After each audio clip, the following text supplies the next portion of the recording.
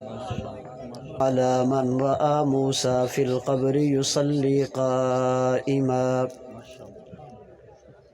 وعلى آله وأصحابه ومن تبعهم بإحسان إلى يوم الجزاء من المتكلمين والمفسرين والمحدثين والفقهاء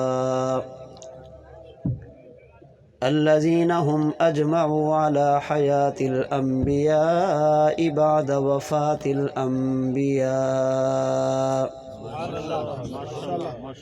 أما بعد فأعوذ بالله من الشيطان الرجيم.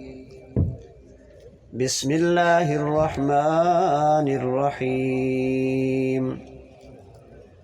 إنا نحن نزلنا الذكر وإنا له لحافظون.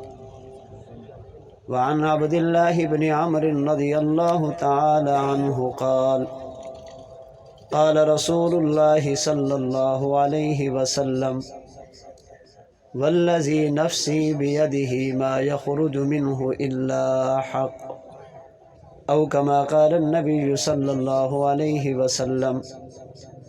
اللهم صل على محمد وعلى آل محمد كما صليت على إبراهيم وعلى آل إبراهيم إنك حميد مجيد.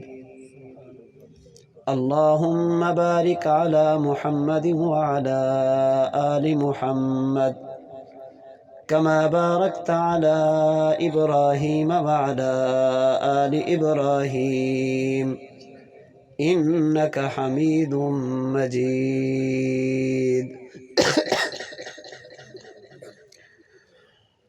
طلوع شمس و قمر سے پہلے میں تجھ پہ آقا درود بھیجوں. طلوع شمس و قمر سے پہلے میں تجھ پہ آقا درود بھیجوں. ہر ایک شام و سحر سے پہلے میں تجھ پہ آقا درود بھیجوں. سفر کا آغاز جو کروں میں تو میرے لب پہ ہو نام تیرا.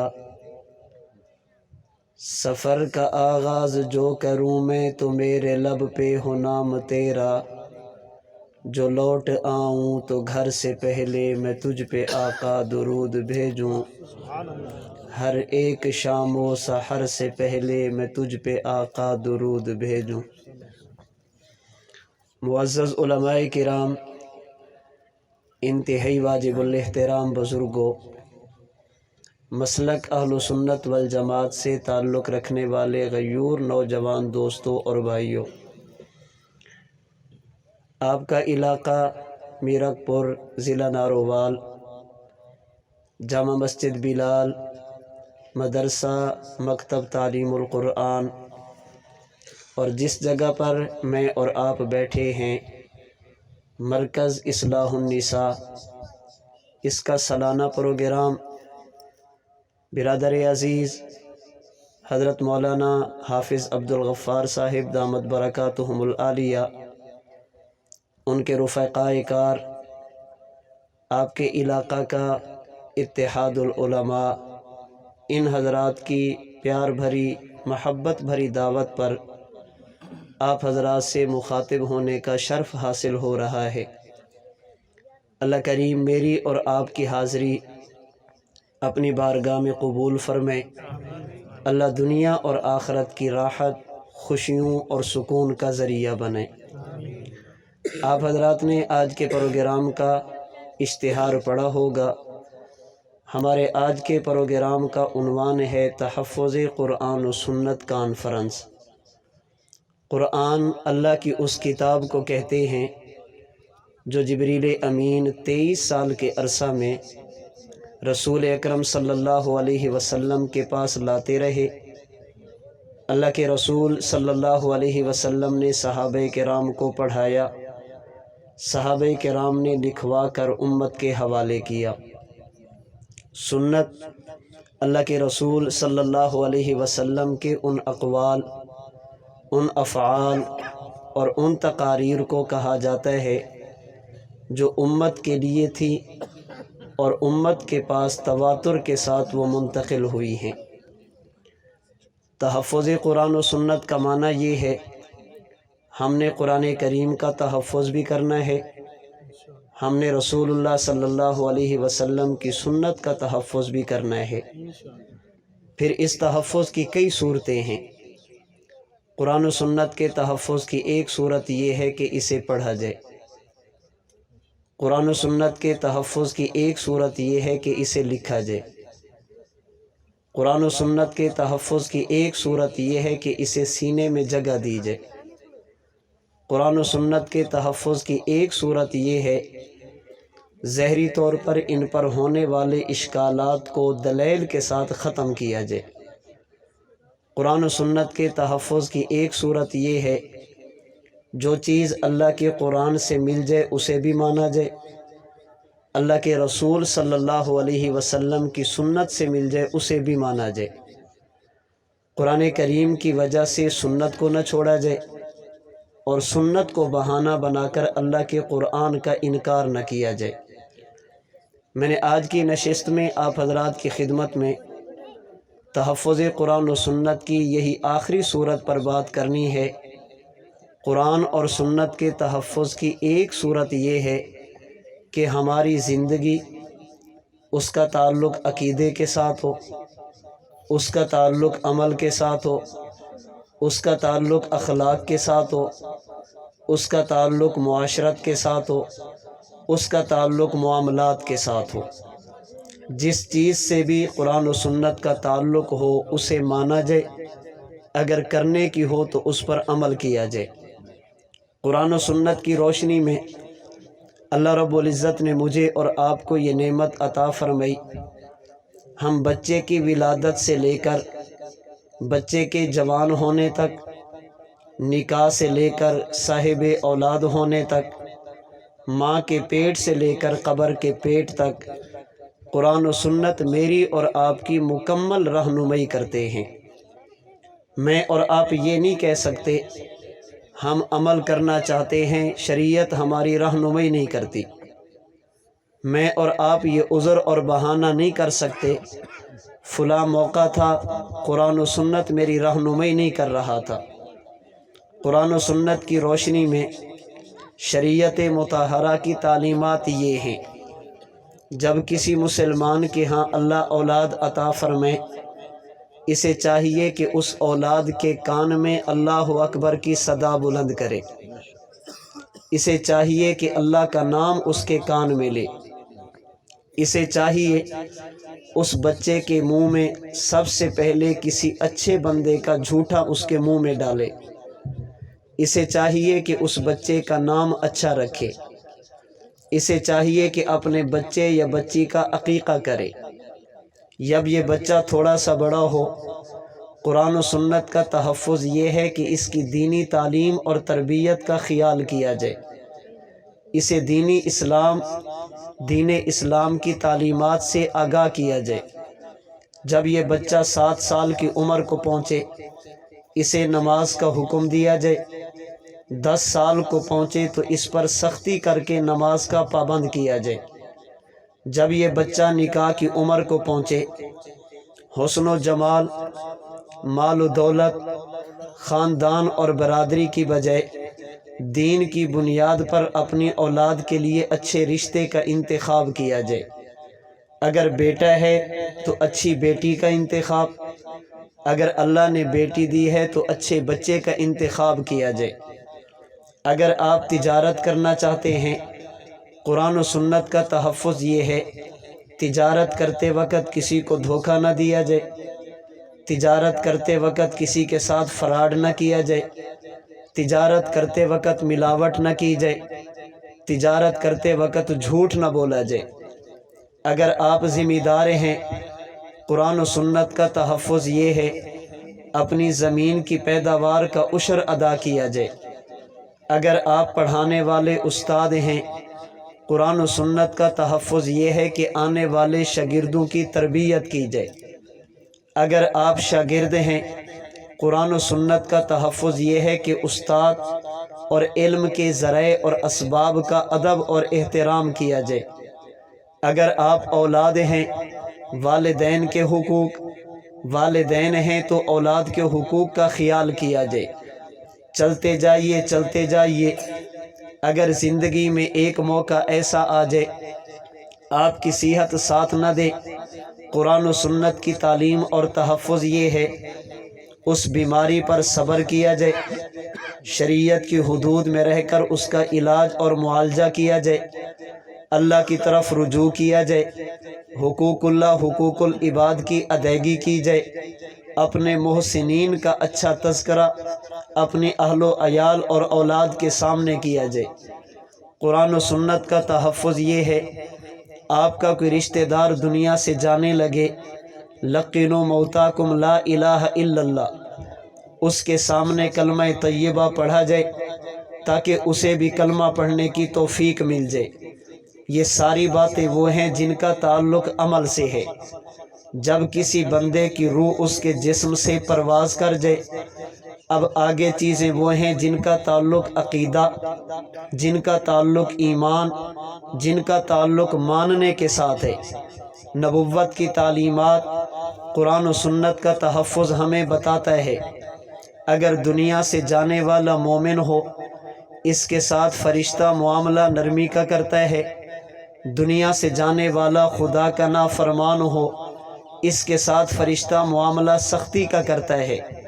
اگر مومن ہو، اس کی روح کو یوں نکالا جاتا ہے جیسے پانی کے مشکیزے کو الٹا کر دیا جائے، اس سے پانی کے نکلنے میں کسی قسم کی مشکل پیش نہیں آتی۔ اسی طرح مومن کی روح کے نکلنے میں بھی مومن کو تکلیف کا احساس نہیں ہوتا۔ اگر دنیا سے جانے والا خدا کا نافرمان ہو، اس کی روح کو یوں نکالا جاتا جیسے کانٹے والے درخت پر کپڑے کو ڈال کر اسے کھینچا جائے، جیسے وہ ریزہ ریزہ ٹکڑے ٹکڑے ہوتا ہے، اسی طرح اللہ کے نافرمان کی روح کو بھی تکلیف کا سامنا کرنا پڑتا ہے۔ جب یہ شخص دنیا سے چلا جائے، قرآن و سنت کی تعلیمات یہ ہیں، اس کے غسل میں، اس کے کفن میں، اس کے جنازہ میں، اس کی تدفین میں دیر نہ کی جائے۔ جتنا جلدی ہو سکے غسل دیا جائے، اسے کفن دیا جائے، نماز جنازہ ادا کیا جائے اور اسے قبر کے حوالے کیا جائے۔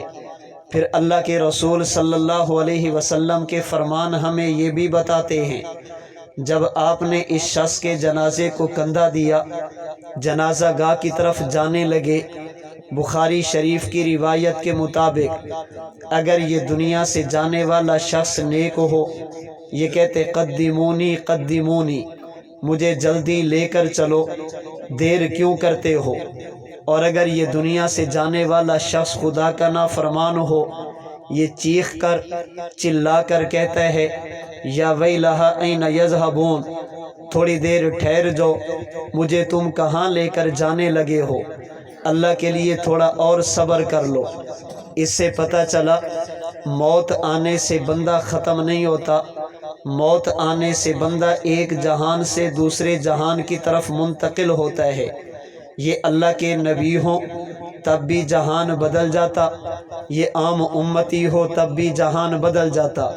اللہ کے رسول صلی اللہ علیہ وسلم نے فرمایا، جب یہ میت چیختی ہے، اس کی چیخ کو ہر چیز سنتی ہے سوائے انسان اور جنات کے۔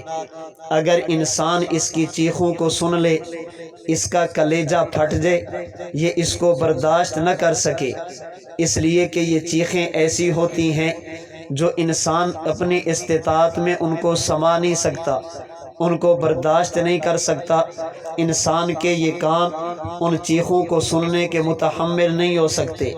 اللہ کے رسول صلی اللہ علیہ وسلم نے مزید فرمایا، جب آپ نے اس کا نماز جنازہ ادا کر لیا، پھر اسے قبر میں دفنا دو، اس کے قبر کے سر کی طرف کھڑے ہو کر قرآن کا ایک حصہ، پاؤں کی طرف کھڑے ہو کر قرآن کا کچھ حصہ تلاوت کیا جائے، پھر تھوڑی دیر اس کی قبر پر ٹھہر جاؤ، استغفروا لاخیکم، وَصَلُوا لَهُ التَّثْبِيتَ فَإِنَّهُ الْآنَ يُسْأَلُ۔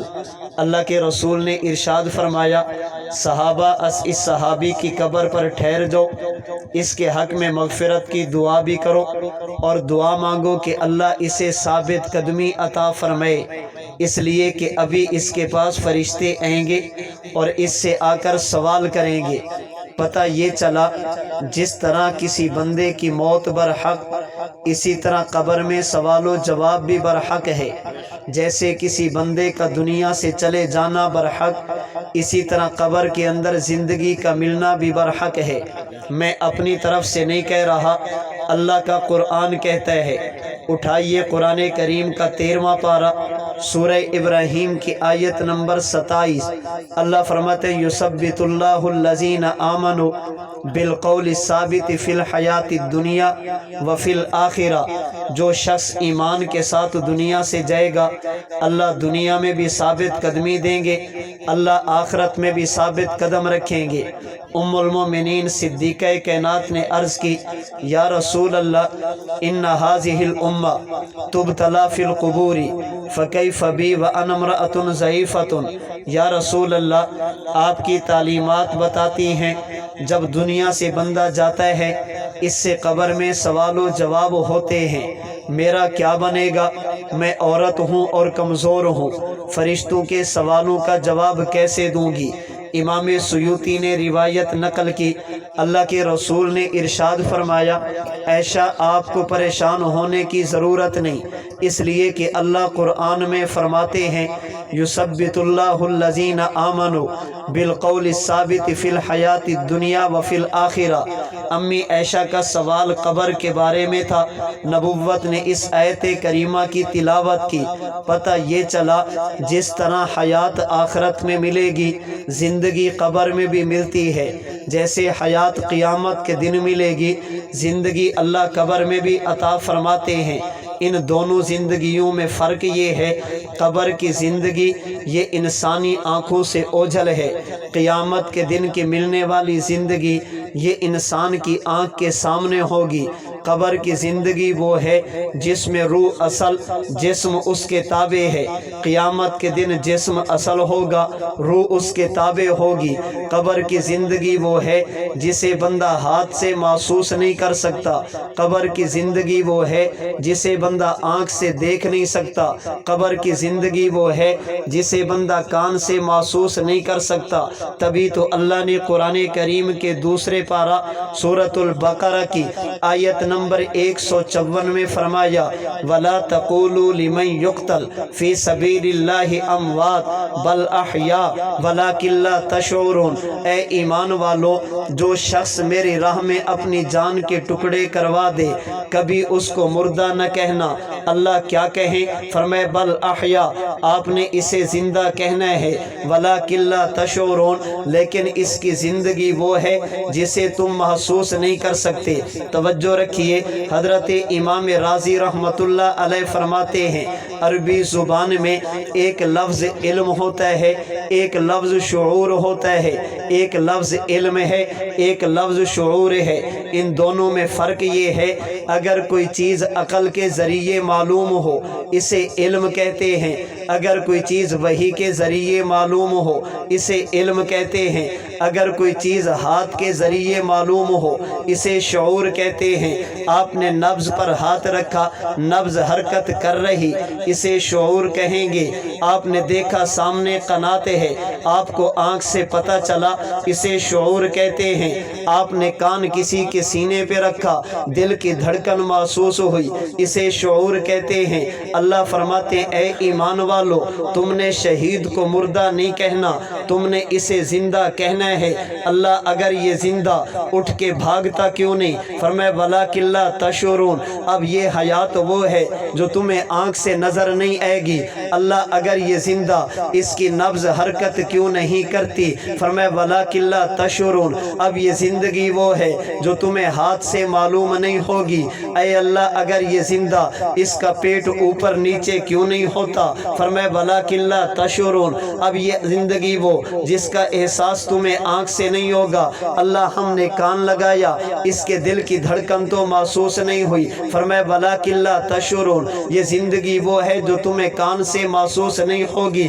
باری تعالیٰ جب حواس سے معلوم نہیں، پھر یہ زندگی کیسے معلوم ہوگی؟ فرمایا میرے نبی کی زبان پر اعتماد کر لینا، تمہیں یہ حیات سمجھ آ جائے گی۔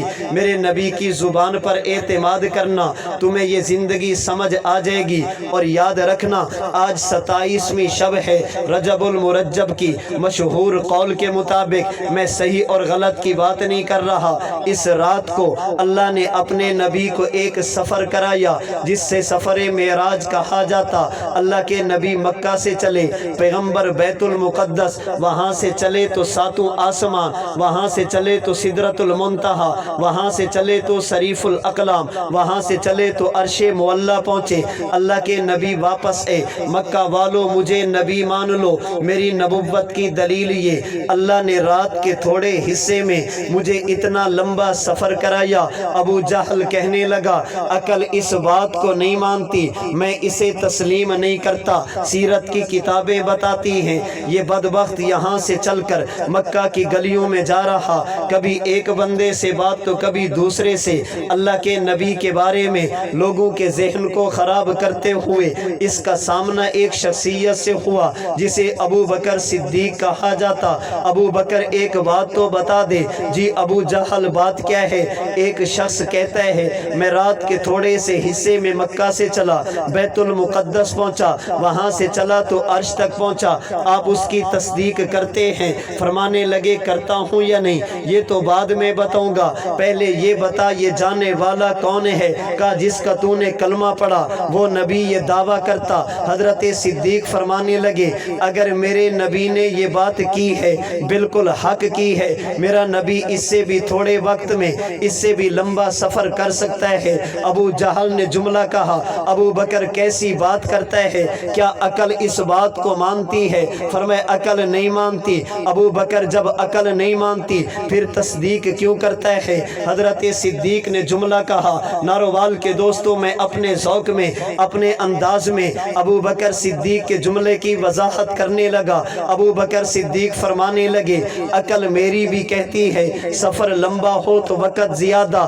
تھوڑے وقت میں اتنا لمبا سفر نہیں ہوتا۔ ابو بکر جب عقل نہیں مانتی پھر تصدیق کیوں کرتا ہے؟ فرمایا اس لیے کہ میں نے کلمہ عقل کا نہیں، میں نے کلمہ آمینہ کے لال کا پڑھا، اگر بات سمجھ آئے تو مان لو، سمجھ نہ آئے تو نہ مانو، اسے ایمان تو نہیں کہتے۔ عقل کی بنیاد پر نبی کی بات کا انکار کرنا اسے ایمان تو نہیں کہتے، اسے تو مشاہدہ کہا جاتا۔ سمجھ آ گئی تو مان لیا، سمجھ نہ آئی تو نہ مانا، اسے تو فہم کہیں گے، اسے ایمان تو نہیں کہیں گے۔ نارووال کے دوستو میں کسی پر تنقید نہیں کرتا، لیکن آپ کو اپنی بات سمجھانے کا میں حق رکھتا ہوں۔ جب میں نے کلمہ اللہ کے نبی کا پڑھا، میں نے کلمہ آپ کا نہیں پڑھا، میں نے کلمہ اللہ کے نبی کا پڑھا، میں نے کلمہ عقل کا نہیں پڑھا، میں نے کلمہ نبوت کا پڑھا، میں نے کلمہ اپنی آنکھ کا نہیں پڑھا، پھر عقل کی بنیاد پر نبوت کی باتوں کا انکار کیوں ہے؟ پھر عقل کی بنیاد پر نبی کی بات کا انکار کیوں ہے؟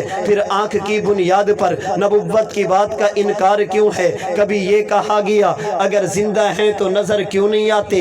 ہم نے قبر کھولی ہمیں تو سانپ نظر نہیں آئے، ہم نے قبر کھولی ہمیں تو کچھ نظر نہیں آیا۔ جب اللہ کے نبی نے بتا دیا، جب مومن نے 3 سوالوں کے جواب دیے، اللہ کی طرف سے جواب ملا، وَافْتَحُوا لَهُ بَابًا، اللہ کی طرف سے انعام آیا۔ اللہ فرماتے البسوا لَهُ مِنَ الْجَنَّةِ، اسے جنت کے کپڑے پہنا دو، افرشوا لَهُ مِنَ الْجَنَّةِ، اسے جنت کا بستر لگا دو، وَافْتَحُوا لَهُ بَابًا إِلَى الْجَنَّةِ، اس کی قبر کی طرف جنت کا دروازہ کھول دو، فَيَأْتِيهِ مِن طِيبِهَا وَرَوْحِهَا، اس کی قبر میں اللہ نے جنت کی ٹھنڈی ہوا بھی پہنچا دی، اللہ نے اس کی قبر میں جنت کی خوشبو بھی پہنچا دی۔ جب نبی نے بتا دیا پھر میری سمجھ کیا ہوتی ہے؟ جب نبی نے بتا دیا پھر میری آنکھ کیا ہوتی ہے؟ میری آنکھ کی حد ہے، نبوت کے علم کی حد نہیں ہے، میری عقل کی حد ہے، اللہ کے نبی کے علوم کی حد نہیں۔ اگر عقل کافی تھی اللہ نے نبی کو بھیجا کیوں؟ اگر آنکھ کافی تھی اللہ نے نبی کو بھیجا کیوں؟ نبی تو بھیجا ہی اس لیے جاتا ہے جہاں پر آنکھ کی انتہا ہو نبوت کی ابتدا ہوتی ہے، جہاں پر عقل کی انتہا ہو نبوت کی ابتدا ہوتی ہے۔ کبھی کہا گیا اگر قبر میں عذاب ہے ساتھ والے کو تکلیف نہیں، اگر قبر میں سانپ ہیں ہمیں دکھائی کیوں نہیں دیتے؟ کبھی کہا گیا تم نے کہا نبوت کا جسم محفوظ ہے اس کے ساتھ روح کا تعلق نہیں ہے، اگر جسم محفوظ ہو روح کا تعلق ہو یہ کمال تو نہیں ہے، اصل کمال تو یہ ہے روح کا تعلق بھی نہ ہو تب بھی جسم محفوظ ہو۔ ہم نے کہا کیسی کم عقلوں والی بات ہے، ہم نے نبی کے جسم کو محفوظ اس لیے نہیں مانا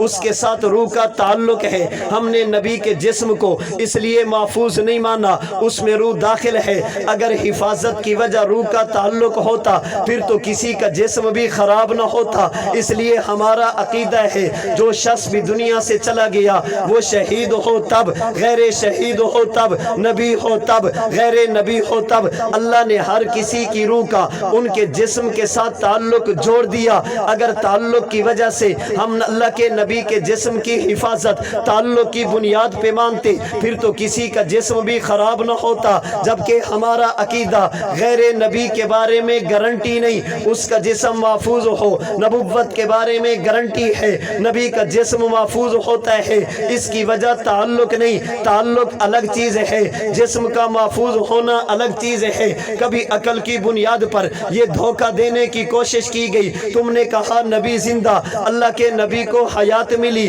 ذرا یہ تو بتائیے یہ جو عثمان بن عفان کو کہا گیا کل افطاری ہمارے ساتھ ہوگی، یہ جو سیدہ فاطمہ کو کہا گیا سب سے پہلے ملاقات تو کرے گی، یہ جو حضرت بلال فرمانے لگے اللہ کے نبی کے پاس جانے لگا، یہ نبی کی قبر میں گئے، یہ نبی کی روح کے پاس گئے، ہم نے کب کہا نبی کی روح اور جسم کا تعلق ایسا جیسا دنیا میں تھا؟ ہمارا عقیدہ یہ اللہ کے نبی کی روح مبارک جہاں بھی ہو اس کا تعلق جسم کے ساتھ ہے، اسی تعلق کی وجہ سے اللہ نے اپنے نبی کو زندگی بھی دی، اسی تعلق کی وجہ سے اللہ نے اپنے نبی کو رزق بھی دیا۔ اگر بات تیری مان لی جائے پھر میں پوچھوں گا آج تک تو امت کو یہ کہتا تھا امتی کی روح علیشین میں، نبوت کی روح اعلیٰ علیشین میں، امت کی روح کی جگہ اور ہے، نبوت کی روح کی جگہ اور ہے۔ اگر اس کا معنی وہ کیا جائے بلال کی روح گئی تھی، حضرت بلال تو علیشین میں، اللہ کے نبی اعلیٰ علیشین میں، حضرت فاطمہ علیشین میں، نبوت اعلیٰ علیشین میں، حضرت عثمان علیشین میں، نبوت اعلیٰ علیشین میں۔ ہمارا عقیدہ ڈنکے کی چوٹ پر وہ ہے جسے حضرت اکاڑوی نے لکھا، جب انسان کی روح اس کے جسم سے نکل گئی یا اس کے روح میں سمٹ گئی اب روح کہاں گئی؟ حضرت اکاڑوی فرماتے ہیں دو عقیدے ہیں ان میں سے کسی کو مان لو تمہارا ہمارا جھگڑا ختم، روح کو جسم میں مانو تعلق علیشین کے ساتھ مان لو، روح کو علیشین میں مانو تعلق جسم کے ساتھ مان لو، روح جسم میں ہو جسم تب بھی زندہ ہے، روح علیشین میں ہو جسم تب بھی زندہ ہے۔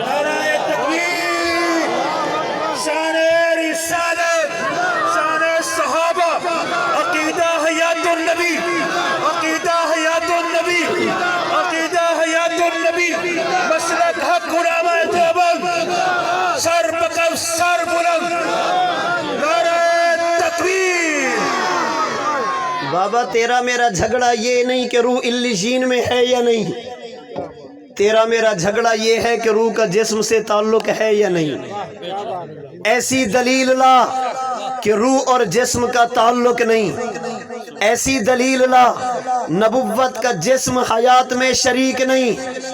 اگر صحابہ کرام رضی اللہ تعالی عنہ مجمعین کی بات کرے گا پھر میں بھی پوچھوں گا اگر نبوت کے جسم میں حیات اور زندگی نہیں تھی حضرت بلال بن حارث مزنی روزے پر کیا لینے گئے تھے؟ کیا کرنے گئے تھے روزے پر؟ حضرت امام بخاری کے استاد نے لکھا، امام ابو بکر ابن ابی شیبہ نے لکھا، حضرت عمر بن خطاب کا دور خلافت قحط پڑ گیا، آسمان سے بارش نہیں، زمین سے پیداوار نہیں، حضرت بلال بن حارث مزنی گھر جاتے ہیں، اپنی بکری کو ذبح کرتے ہیں، بکری کے جسم سے خون بھی نہیں نکلتا، روتے ہوئے اللہ کے نبی کی قبر پہ گئے، یا رسول اللہ استسقی لامتک فانہم قد ہلکوا، حضور دعا فرمائیے اللہ بارش عطا فرمائے آپ کی امت تباہ ہو گئی۔ حضرت بلال بن حارث وہاں سے واپس ہے، رات کو سوئے تو خواب میں اللہ کے نبی کی زیارت ہوئی۔ حضرت عثمان کے خواب بتانے والوں کبھی یہ بھی بتاؤ، حضرت عثمان کے خواب کا تذکرہ کرنے والوں کبھی بلال بن حارث کے خواب کا تذکرہ بھی کرو۔ فرمائے حضرت عمر کے پاس جانا، جا کر کہنا میں نے اللہ سے دعا کر دی ہے، اللہ بارش دیں گے، علیک الکیس، عمر تو بھی دنئی اختیار کر، تو بھی عقل مندی سے کام لے۔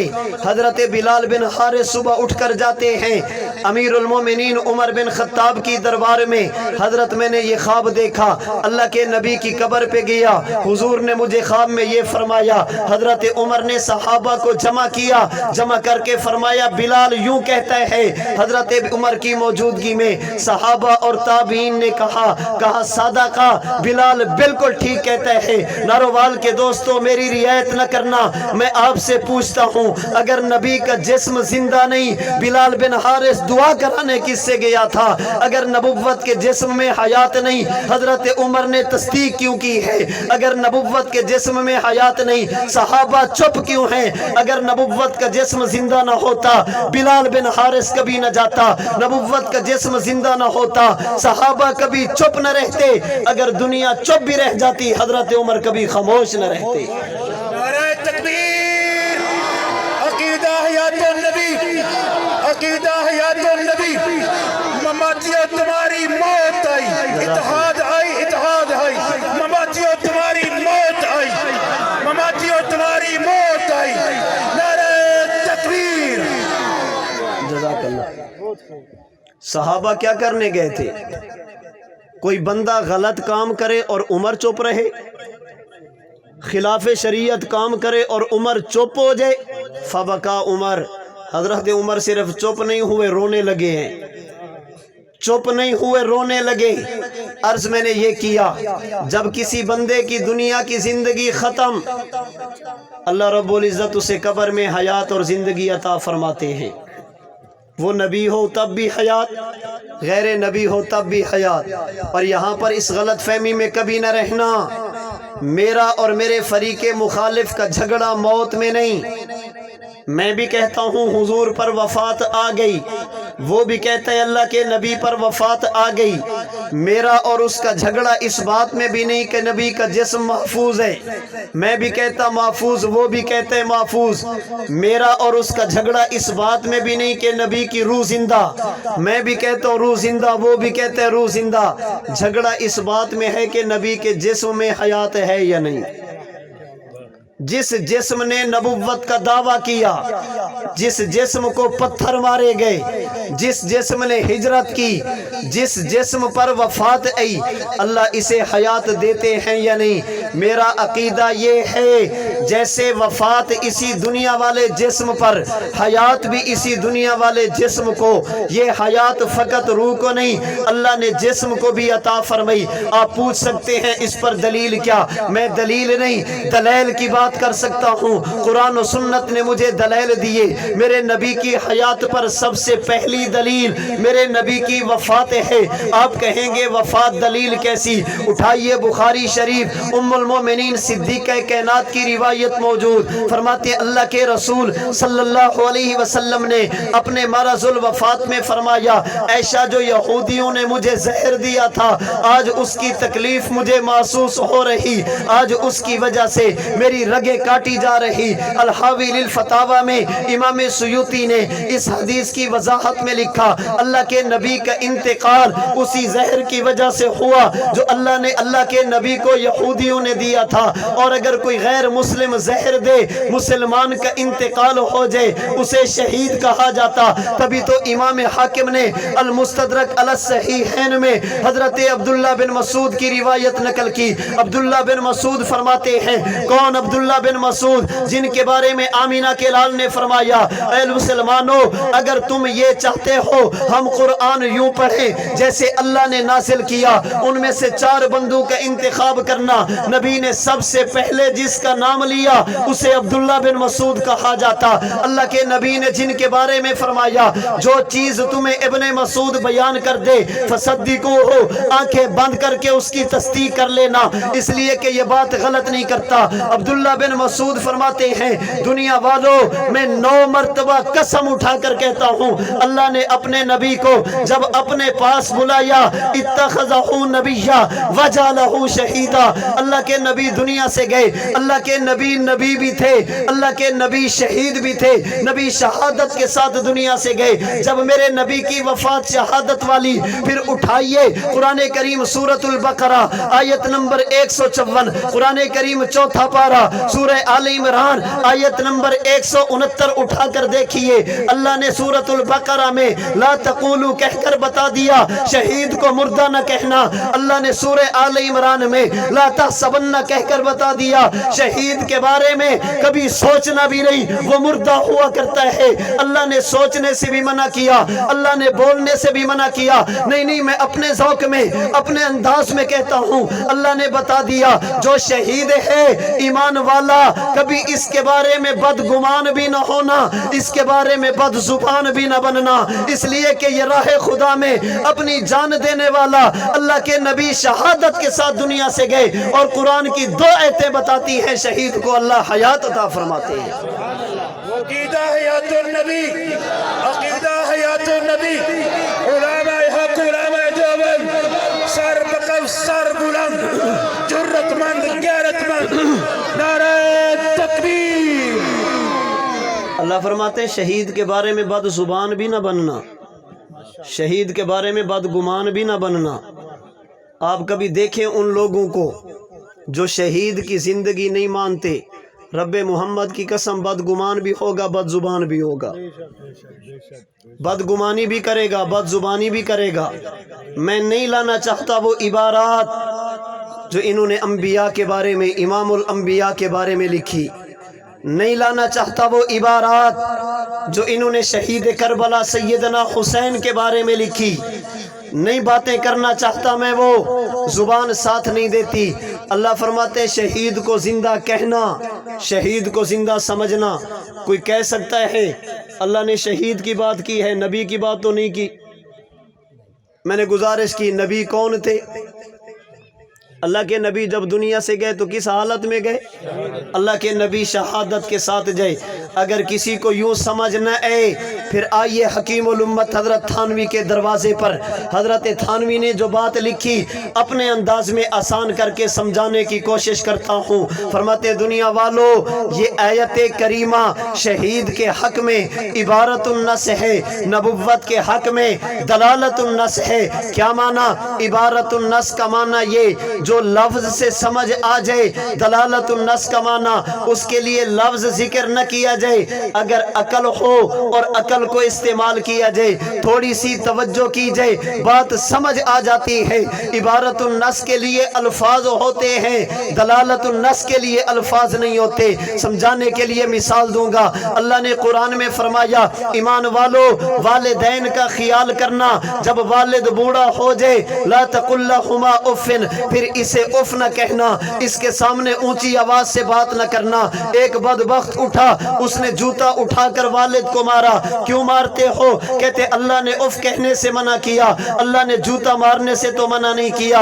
آپ کہیں گے کم عقل، ذرا عقل استعمال کرتا، جس والد کو اف کہنے کی اجازت نہیں اس والد کو مارنے کی اجازت کیسے ہوگی؟ والد کو اف نہیں کہنا یہ عبارت النص ہے، والد کو مارنا نہیں یہ دلالت النص ہے۔ آپ کے ہاں اشتہار چھپا، اشتہار پہ عنوان لکھا گیا، مہمانوں کا نام لکھا گیا، نیچے لکھا گیا آنے والے مہمانوں کو شرکاء کو کھانا بھی کھلایا جائے گا۔ میں یہاں آیا، میں نے اشتہار دیکھا، حافظ صاحب میں جا رہا، میں بیان نہیں کروں گا۔ کیوں مولانا کیا ہوا؟ آپ نے اشتہار پہ یہ تو لکھا کہ مہمانوں کو آنے والے سامعین کو کھانا کھلایا جائے گا، میرے بارے میں تو نہیں لکھا آنے والے خطیب صاحب کو بھی کھانا کھلایا جائے گا۔ آپ کہیں گے مولانا مولانا ذرا سوچئے تو صحیح، جو سننے والے ہیں جب ان کو کھلایا جائے گا، جو بولنے والا ہے اسے کیوں نہیں کھلایا جائے گا؟ آنے والوں کا کھانا لکھا گیا، یہ عبارت النص ہے، خطیب کا کھانا سمجھ میں آ گیا، یہ دلالت النص ہے۔ اللہ فرماتے ہیں شہید کو مردہ نہ کہنا، شہید کو مردہ نہ سمجھنا۔ اللہ یہ تو شہید کے بارے میں، نبی کے بارے میں نہیں۔ امام علامہ تھانوی نے لکھا، حضرت امام سبکی نے لکھا، فرماتے عقل سے کام لو۔ شہید کو مقام ملا کیوں؟ نبی کی وجہ سے۔ شہید کو مقام ملا کیوں؟ ایمان کی وجہ سے۔ شہید کو مقام ملا کیوں؟ اتباع نبوت کی وجہ سے۔ شہید کو بتایا کس نے شہادت کا مقام؟ یہ اللہ کے نبی نے۔ اس نے اعتماد کس پر کیا؟ نبوت کی زبان پر۔ یہ پیروی کس کی کرتا رہا؟ اللہ کے نبی کی۔ اگر ایمان نہ ہوتا یہ مقام کیوں ملتا؟ اتباع رسول نہ ہوتی یہ مقام کیوں ملتا؟ اللہ کی طرف سے اعزاز کیوں ملتا؟ یہ تو مقام ملا ہی اللہ کے نبی کی وجہ سے، یہ تو مرتبہ ملا ہی اللہ کے نبی کی وجہ سے۔ جس نبی کی پیروی کی جب اسے حیات ملی، بتا نبی کو نہیں ملے گی؟ جس نبی کا کلمہ پڑھا جب اسے عزت ملی، اللہ کے نبی کو نہیں ملے گی؟ نہیں، امام سبکی فرماتے ہیں، آمینہ کے لال نے فرمایا، جو آدمی کسی اچھے کام کی بنیاد رکھے گا، من سن سنتن حسنہ فلہ اجر و اجر من عمل بہا، جو بندہ بھی وہ کام کرے گا اللہ سب کا اجر اس بانی کو عطا فرمائیں گے۔ امام سبکی فرماتے ہیں شہید کو حیات ایک شہادت کی ملے گی، نبوت کی حیات تمام شہداء کے برابر ملے گی۔ شہید کو مقام تو ملا ہی نبی کی وجہ سے ہے، جس نبی کی وجہ سے ملا ہے اسے مقام نہیں ملے گا۔ اسے دلالت النص کہتے ہیں، اسے دلالت النص کہتے ہیں، لیکن اس کے لیے ضروری ہے کہ عقل ہو اور استعمال کی جائے۔ اس لیے حضرت علامہ ظفر احمد عثمانی صاحب رحمۃ اللہ علیہ الہ سنن کی 10ویں جلد میں فرماتے جس بندے کے دل میں محبت رسول، جس بندے کے سر میں عقل اور دماغ ہوگا وہ نبی کی زندگی کا کبھی انکار نہیں کرے گا۔ دل میں محبت بھی ہو، سر میں دماغ بھی ہو، پھر حیات کا انکار کرے؟ نہیں ہو سکتا۔ فرماتے دو بندے انکار کریں گے، یا دل محبت رسول سے خالی ہوگا یا سر دماغ سے خالی ہوگا۔ عقل نام کی چیز نہیں ہوگی، یہ انکار کرے گا۔ اللہ نے اپنے نبی کو شہادت دے کر مجھے اور آپ کو سمجھا دیا، نبی کی وفات کے ساتھ اللہ کے نبی کا جہان بدلا ہے، نبی کی حیات اب بھی باقی ہے۔ اللہ نے اپنے نبی کو زندگی دی، نبی کی حیات پر دوسری دلیل میرے نبی کا جسم اطہر ہے۔ نبی کی حیات پر دوسری دلیل میرے نبی کا مبارک جسم ہے۔ آپ کہیں گے کیسے؟ کیسے؟ حضرت ننوتوی رحمۃ اللہ علیہ فرماتے ہیں اللہ نے امتی کو جس مٹی سے بنایا اسے زمین کہتے ہیں، نبوت کو جس مٹی سے بنایا اسے جنت کہتے ہیں۔ امتی کے وجود میں مٹی زمین کی، نبوت کے وجود میں مٹی جنت کی۔ کیا معنی؟ قرآن کریم کا 16واں پارہ سورہ طٰہٰ کی آیت نمبر 55، منہا خلقناکم وفیہا نعیدکم ومنہا نخرجکم تارۃ اخریٰ۔ امام قرطبی نے تفسیر قرطبی میں لکھا، اللہ کے رسول کا فرمان، صحابہ کرام کے فرامین، فرماتے اللہ ولادت سے پہلے جس جگہ کی مٹی سے انسان کو بناتے ہیں، موت کے بعد اسی جگہ پر انسان کو دفناتے ہیں۔ کسی بندے کے بارے میں یہ دیکھنا ہو کہ اسے کس مٹی سے بنایا گیا، یہ دیکھ لو کہ اس کی قبر کہاں پر ہے، جہاں پر قبر ہوگی وہیں سے اسے بنایا گیا۔ اللہ کے نبی کی قبر کہاں پر؟ سیدہ عائشہ کا حجرہ۔ نبی کی قبر کہاں پر؟ آمینہ کے لال کا روضہ۔ یہ جگہ کیسی؟ امام بخاری نے روایت بخاری شریف میں نقل کی، فرمایا ما بین بیتی و منبری روضۃ من ریاض الجنہ۔ اسے عام جگہ نہ سمجھنا، یہ جنت کا ایک ٹکڑا، جنت کا ایک حصہ، جنت کا ایک ایک حصہ ہے۔ حضرت امام اللہ علی قاری نے مرکات شرح مشکات میں امام مالک کے حوالے سے لکھا، فرماتے والحدیث باقن علی ظاہرہ والروضۃ قطعۃ نقلت من الجنہ وستعود الیہا لا تفنا۔ فرماتے دنیا والو، یہ جو اللہ کے نبی نے فرمایا یہ جگہ جنت کا ٹکڑا، فرماتے یہ حقیقت ہے، یہ جگہ جنت سے آئی ہے، یہ جگہ جنت ہے، قیامت کے دن اسی کو جنت میں شامل کیا جائے گا۔ فرماتے یہی وجہ جیسے قیامت کے دن جنت فنا نہیں ہوگی، نبی کا روضہ بھی فنا نہیں ہوگا، جیسے قیامت کے دن ہر چیز ختم ہوگی، اللہ کے نبی اللہ کی جنت ختم نہیں، اسی طرح نبی کی قبر والی جگہ اس پر بھی فنا نہیں آئے گی، اس لیے کہ یہ جگہ جنت کا ٹکڑا۔ حضرت ننوتوی فرماتے ہیں چونکہ نبی کے وجود کو جنتی مٹی سے بنایا گیا، چونکہ نبی کے وجود میں جنت کی مٹی شامل اور جنت کا خاصہ حیات ہے، جنت کا خاصہ وفات نہیں۔ اللہ کے نبی کے وجود اطہر میں جب مٹی جنت کی شامل، آپ نبی کے وجود کو دیکھتے جائیے، اپنے وجود کو بھی دیکھتے جائیے، تمہیں آمینہ کے لال کے وجود میں جنت کی جھلک نظر آئے گی، اپنے وجود میں تمہیں جنت کی جھلک نظر نہیں آئے گی۔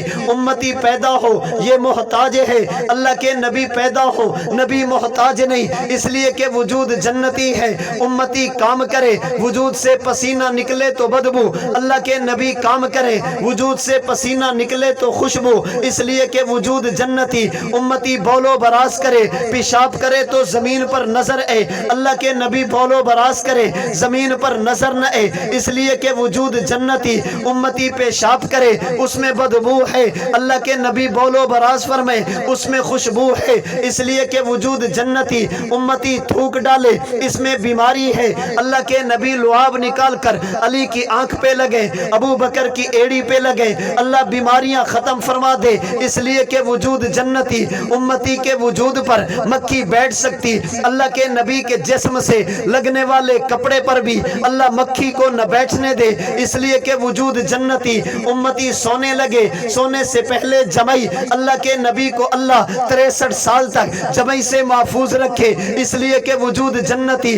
امتی سو جائے، آنکھ پر بھی نیند ہے، دل پر بھی نیند ہے، اللہ کے نبی آرام فرمائے، نبی کی آنکھ تو سو جائے، دل مبارک جاگتا رہے، اس لیے کہ وجود جنتی۔ امتی سو جائے، وضو ٹوٹ جائے، اللہ کے نبی آرام فرمائے، آپ کا وضو نہ ٹوٹے، اس لیے کہ وجود جنتی۔ امتی خواب دیکھے غلط ہو جائے، اللہ کے نبی خواب دیکھے روی الانبیاء وحیون کی بنیاد پر کبھی غلط نہ ہو، اس لیے کہ وجود جنتی۔ امتی سو جائے، نیند کی حالت میں کپڑے ناپاک ہو جائے، اللہ کے نبی آرام فرمائے، نیند کی حالت میں بھی نبی کے کپڑے ناپاک نہ ہو، اس لیے کہ وجود جنتی۔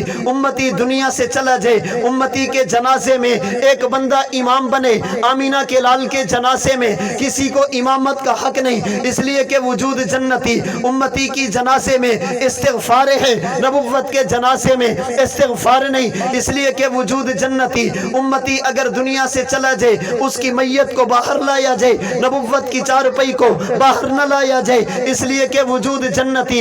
امتی دنیا سے چلا جائے، بیوی نکاح سے نکل جائے، اللہ کے نبی دنیا سے جائے، بیوی تب بھی نکاح میں رہے، اس لیے کہ وجود جنتی۔ امتی دنیا سے چلا جائے، مال ملک سے نکل جائے، اللہ کے نبی دنیا سے چلے جائیں، مال پھر بھی ملک سے نہ نکلے، اس لیے کہ وجود جنتی۔ امتی دنیا سے جائے، مال وراثت میں تقسیم ہو جائے، اس لیے کہ وجود دنیا والا۔ اللہ کے نبی دنیا سے چلے جائیں، نبی کا مال وراثت میں تقسیم نہ ہو، اس لیے کہ وجود جنتی۔ حضرت شیخ الحدیث مولانا زکریا کے بقول امتی دنیا سے چلا جائے، بیوی پر عدت وفات ہو، اللہ کے نبی دنیا سے چلے جائیں، ازواج مطہرات پر عدت وفات نہ ہو، اس لیے کہ وجود جنتی۔ پتہ یہ چلا اللہ نے امتی کو بھی مٹی سے بنایا، اللہ نے نبوت کو بھی مٹی سے بنایا، امتی کو جس مٹی سے بنایا اسے زمین کہتے ہیں، نبوت کو جس مٹی سے بنایا اسے جنت کہتے ہیں، اور جنت کا خاصہ حیات ہے، اللہ اپنے نبی کو بھی حیات عطا فرماتے ہیں۔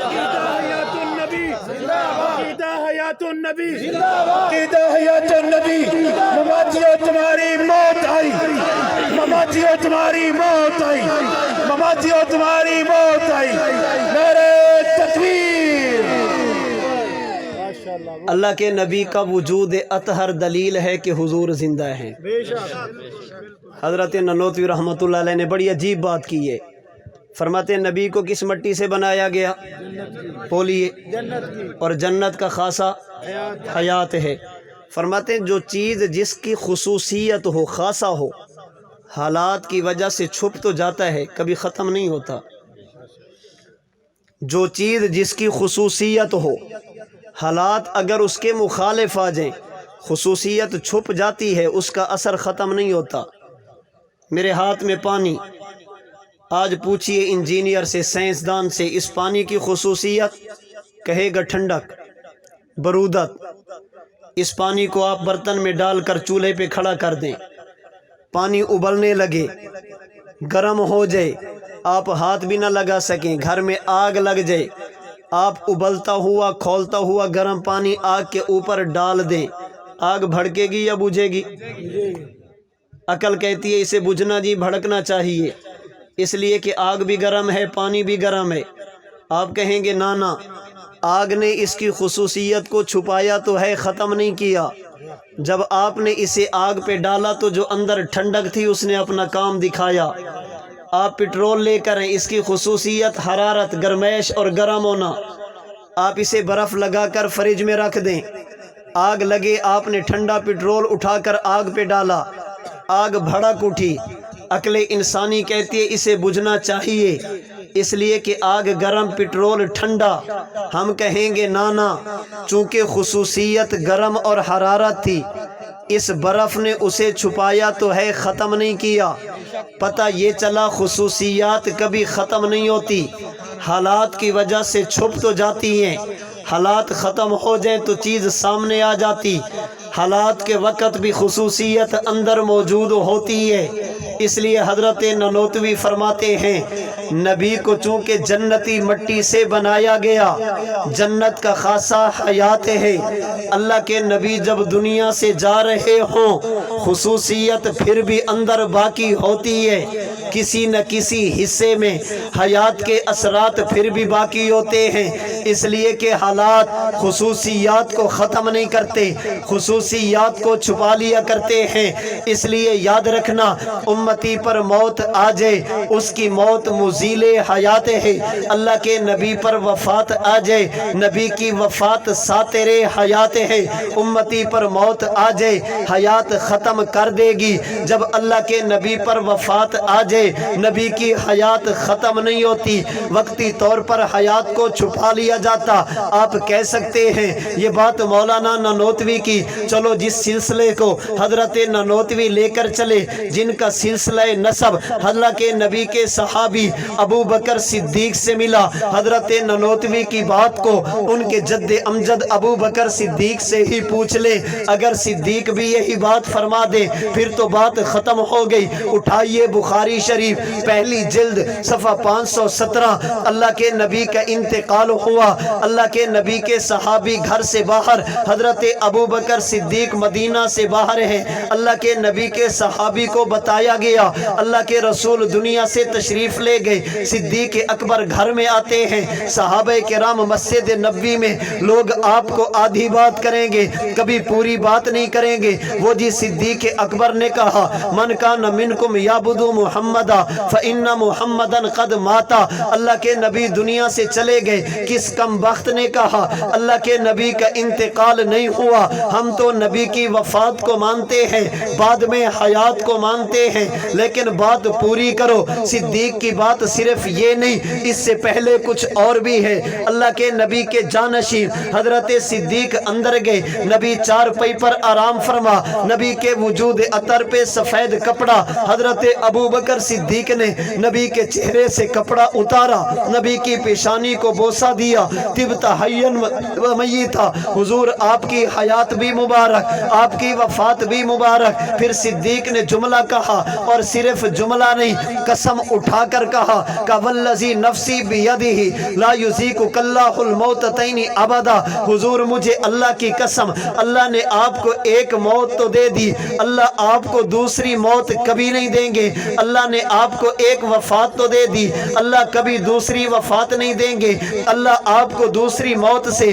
ہمیشہ کے لیے محفوظ رکھیں گے۔ صدیق اکبر کے اس جملے کا مطلب کیا؟ صدیق کہنا کیا چاہتے ہیں؟ حضور آپ پر ایک وفات تو آ گئی، آپ پر دوسری وفات نہیں آئے گی۔ ایک انتقال تو ہوا، آپ کا دوسرا انتقال نہیں ہوگا۔ میں آج کی بات نہیں کرتا، کوئی کہہ سکتا ہے یہ سرگودا والوں کی تشریح ہے، کوئی کہہ سکتا ہے یہ ڈیرہ اسماعیل خان والوں کی تشریح ہے، کوئی کہہ سکتا ہے یہ ترکی میں بیٹھنے والے متکلم اسلام کی تشریح ہے۔ تجھے ہم سے بغض تو ہو سکتا ہے، آ تجھے لے چلوں آج سے 6 صدیاں قبل۔ اٹھائیے ابن حجر اسقلانی کی فتح الباری شرح بخاری، علامہ عینی کی عمدۃ القاری شرح بخاری، اگر اور نہ بھی ملے ماضی قریب میں گزرنے والے محدث احمد علی سہارنپوری کا اسی جگہ پر بخاری کا حاشیہ اٹھا کر دیکھ لینا۔ ان محدثین نے لکھا صدیق اکبر کے اس جملے کا مطلب کیا؟ میں دیگر عقائد کی کتابوں کی روشنی میں تھوڑی وضاحت کرنے لگا۔ کہتے ہیں اس کا مطلب یہ ہے ایک معاملہ امتی کا، ایک معاملہ اللہ کے نبی کا، ایک معاملہ عام انسان کا، ایک معاملہ کملی والی سرکار کا۔ ان دونوں میں فرق یہ امتی کا انتقال ہوا، اس کی روح اس کے جسم سے نکالی گئی، پھر اسے قبر میں رکھا گیا، اس سے پوچھا گیا من رب کا، اس کی روح لوٹائی گئی، پھر پوچھا گیا تیرا رب کون، پوچھا گیا تیرا نبی کون، پوچھا گیا تیرا دین کیا، اس نے جواب دے دیے، اسے جنت کی نعمتیں دے کر یہ کہہ کر سلا دیا گیا نم کا نومت العروسی، اب آرام کے ساتھ سو جا جیسے پہلی رات کی دلہن سوتی ہے۔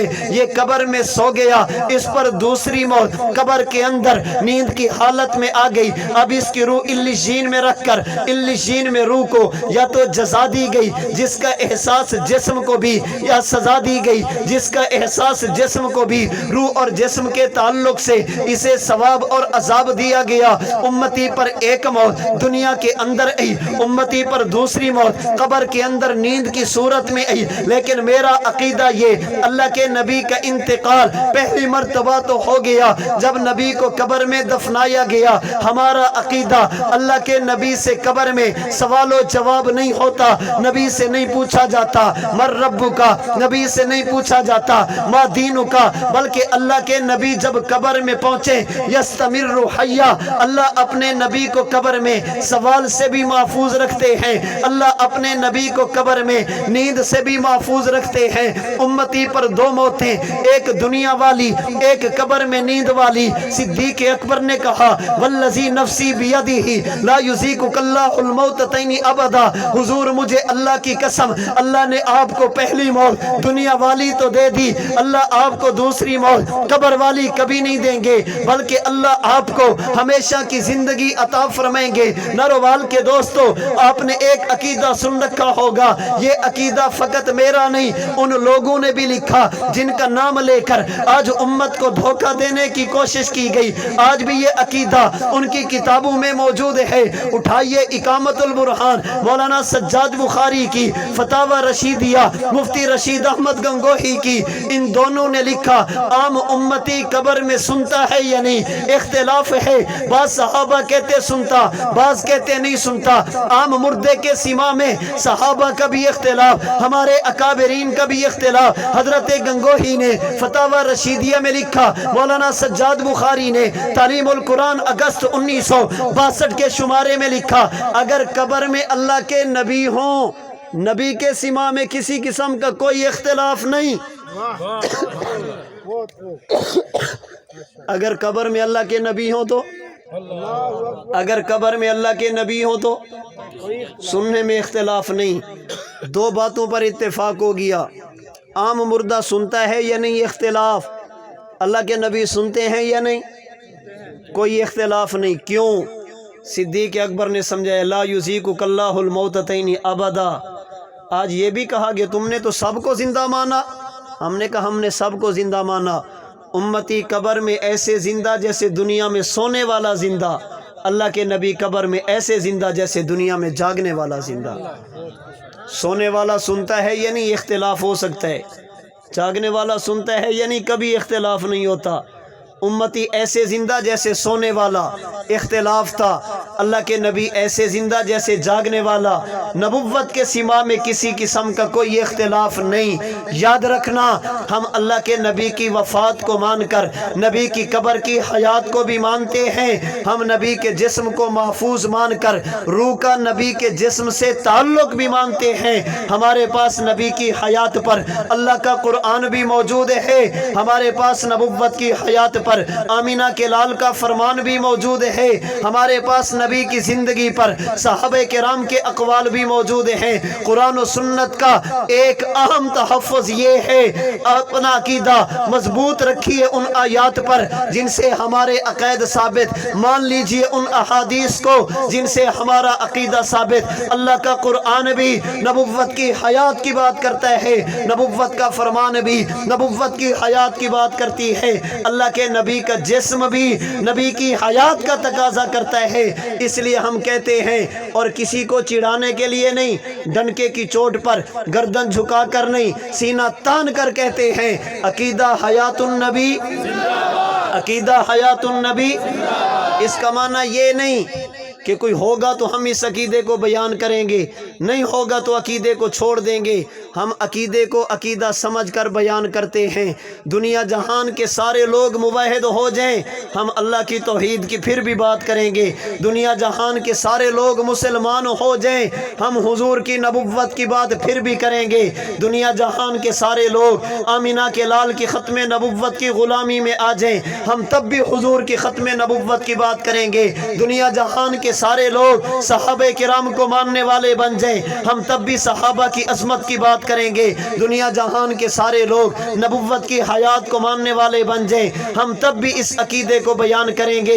हम किसी की मुखालफत में नहीं, अपने अकीदे को अकीदा समझ कर बयान करते हैं, अपने अकीदे को अकीदा पर हक समझ कर बयान करते हैं, और सर झुका कर नहीं, सर उठा कर अल्लाह के नबी की हयात को भी मानते हैं, नबी के जिस्म की हिफाजत को भी मानते हैं।